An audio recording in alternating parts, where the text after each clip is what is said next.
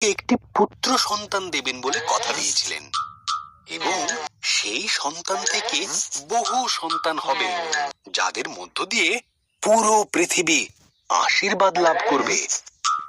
কিন্তু আব্রাহাম আর তার স্ত্রী সারার সন্তান জন্ম দেবার জন্য অনেক বয়স হয়ে গিয়েছিল।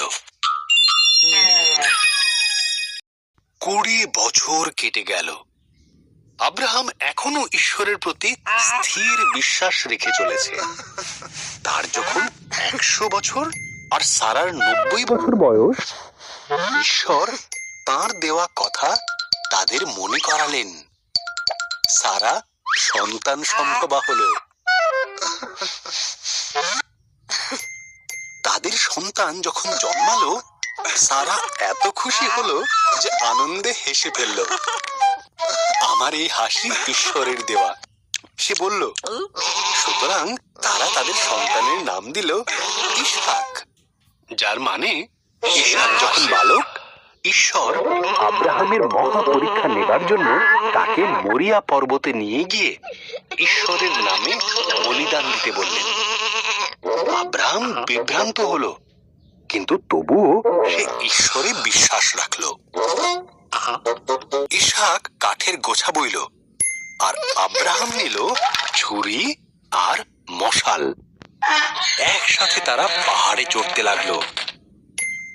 বলিদানে আব্রাহাম বেদির ওপর কাঠগুচ্ছ সাজালো।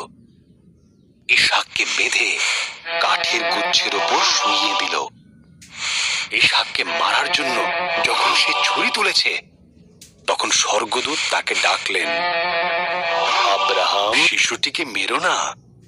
স্বর্গদূত বললেন, ঈশ্বর জানেন তার প্রতিজ্ঞাকে তুমি বিশ্বাস করো। ওই দেখো, ঝোপের মধ্যে একটি মেষ শিং আটকে ছটফট করছে, ওকেই ঈশ্বরের নামে উৎসর্গ করো।